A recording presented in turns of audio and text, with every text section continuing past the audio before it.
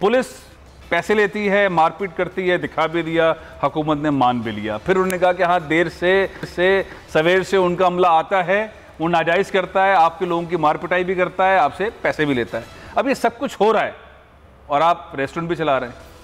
बिस्मिल्लाहिर्रहमानिर्रहीम।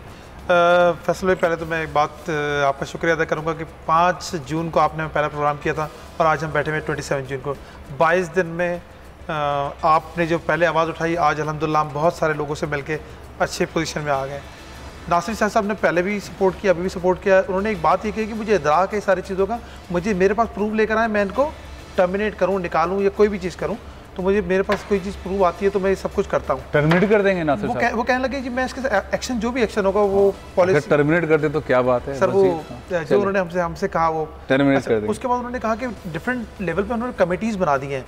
हर डिस्ट्रिक्ट में हर एसएसपी के पास, डीआईजी के पास कमेटीज़ बना दी हैं।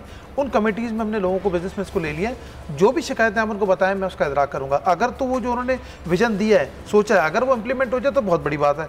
अच्छा, दूसरी चीज़ उन्होंने वो ये कि जब फर्स्ट टाइम गए थे तो डाइन आउट खोल दिया था, अभी उन्होंने डाइन इन की कमिटमेंट भी कर ली है। अरे यार, उनके ऐलाना तो इतने सारे हैं नासिर शाह साहब के, आंसू निकलने के बाद वापस अंदर चले जाते हैं। वो वज़ीर ट्रांसपोर्ट थे, उन्होंने कहा कराची में 6000 बसें आ रही हैं। फिर कुछ दिन के बाद उन्होंने कहा नहीं 6000 नहीं 3000 आ रही हैं। फिर उनको दोबारा इंटरव्यू में बुलाया गया, उन्होंने कहा 3000 नहीं 1500 आ रही हैं।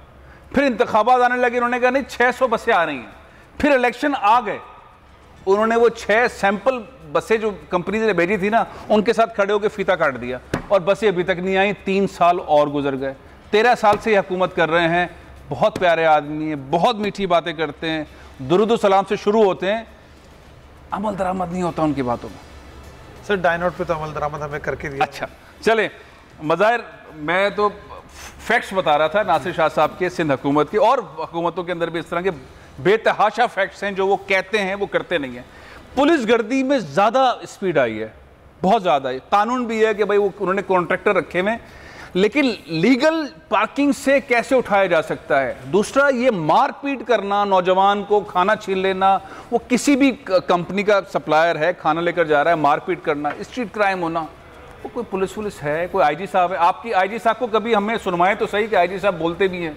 नहीं फैसल साहब, पहले तो बहुत शुक्रिया आपका कि आपने मौका दिया। सेकंड ये कि आईजी साहब मुश्ताक मेहर साहब का एक वतीरा है कि जब ये एडिशनल आईजी कराची थे उस वक्त भी बिल्कुल गायब रहते थे, सुनगुन रहते थे, और अब ये दूसरा मौका है कि आईजी सिंध बन गए, मतलब तो पहली दफ़ा बने, तो ये अभी भी अपने ऑफिस से बाहर नहीं निकलते, एक ठंडी मशीन के अंदर बैठे हैं। वहाँ क्या करते हैं? बस सर बैठे हैं, अपना टाइम पूरा करते हैं, उसके बाद ये चले जाते हैं। आईजी, लोगों को याद आता है कि आईजी थे कलीम इमाम, एडी ख्वाजा, मतलब ज़बरदस्त। कराची पुलिस चीफ भी पिछले वाले जो थे, जो खामोशी से हट गए, अच्छे ईमानदार अच्छे ऑफिसर में उनका शुमार होता, गुलाम नबी मेमन साहब। ये आईजी साहब एक्शन लेंगे ये सारी चीज़ें देखने के बाद? बस ये चलती है आईजी साहब की। देखिए, जिन आईजीज़ का आपने नाम लिया, एक एडिशनल आईजी कराची थे गुलाम नबी मेमन साहब जो हाल ही में हटे हैं, वो अपना कलीम इमाम साहब हो गए, अल्लादीन ख्वाजा साहब हो गए, एडी ख्वाजा, ये वो लोग थे इनको अगर एक टैक्स भी कर देते ना कि भाई ये मामला चल रहा है इस इलाके में, आप देखें, तो उस पर प्रॉम्प्टली एक्शन होता था। हमारे आईजी साहब के पास, मेहर साहब के मोबाइल है, टैक्स करेंगे मिलेगा? मैसेज ही नहीं देखते, ये मैसेज नहीं देखते।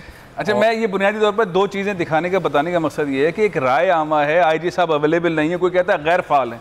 अच्छा, अगर ये गैर फाल हैं, ये काम नहीं करते, मोबाइल भी नहीं देखते, मैसेज भी नहीं देखते, एक्शन भी नहीं लेते, इनकी जगह पे काम कौन कर रहा है? हाँ सर, अब ये कि सिस्टम चल रहे हैं, मुख्तलिफ सिस्टम चल रहे हैं जी, मुख्तलिफ एसएसपीज़ को जो है वो सिस्टम दे दिया गया है कि माड़ी का सिस्टम जो है वो फिदा हुसैन जावरी साहब चलाते हैं। इसी तरह बारे दीगर सिस्टम है, जैसे भी आपने ये कानून पे अमल दरामद के लिए सिस्टम है या माल बनाने का सिस्टम? नहीं, देखिए इन्होंने भी एक बात कही, कमेटियाँ बनती हैं। अब जो कमेटीज़ जो बनती है ना सर, ये समझा नहीं करें कमेटी आपके मसाइल हल करने के लिए बन रही है।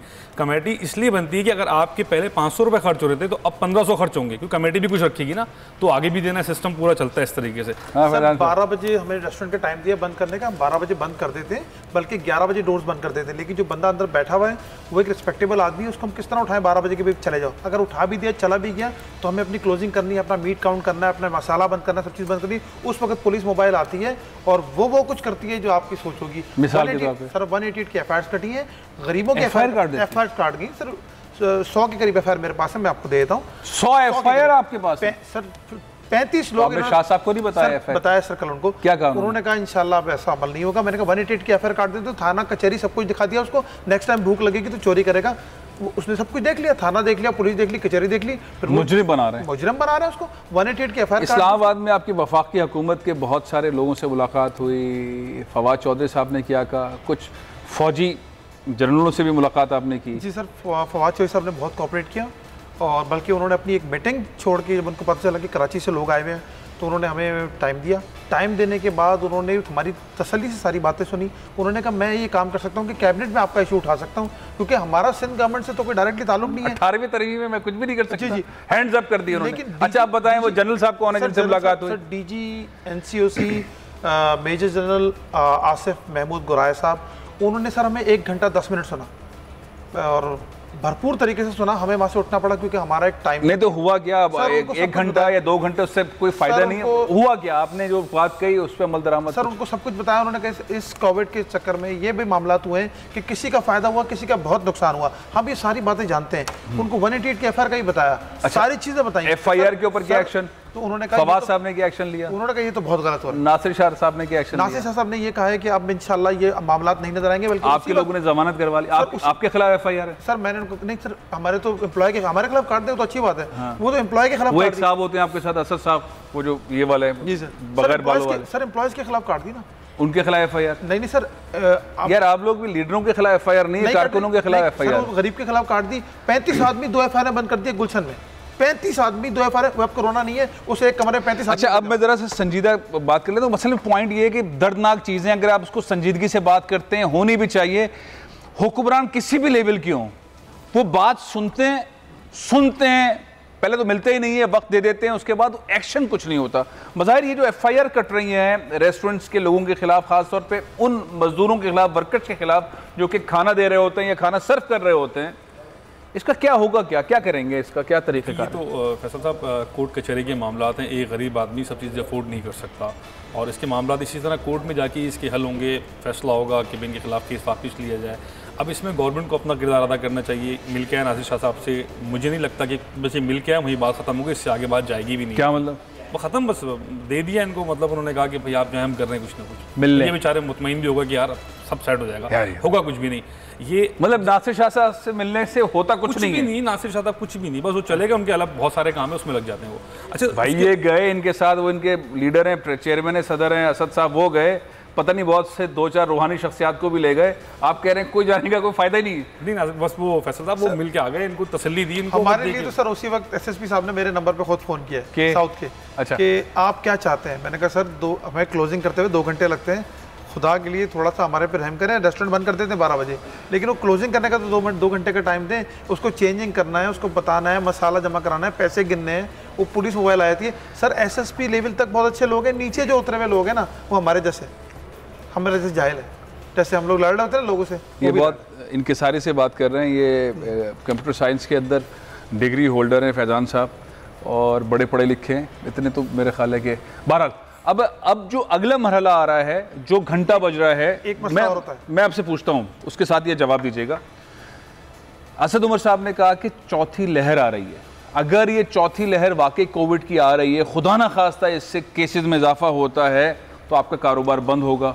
अब सिर्फ सवाल ये है कि जो पाकिस्तान में और रेस्टोरेंट्स हैं जो कि इंडोर हैं वो, और जो आपके आउटडोर, आप चूंकि सारे एसोसिएशन को चलाते हैं ना, आउटडोर वाले रेस्टोरेंट्स हैं, उसके लिए आपने कोई बात की है कि सर जितनी बड़ी लहर आ जाए, आउटडोर के लिए हमारे सारे लोग वैक्सीन्ड हैं, हम उस सेटअप में चला सकते हैं, हमें कोई प्रॉब्लम नहीं है, हमें आप अभी से आज़ाद कर दें, ऐसी कोई बात हो? सर बात दरअसल ये कि लहरों से तो हमारा ताल्लुक ही नहीं है, और जितनी मर्जी लहरें आ जाए।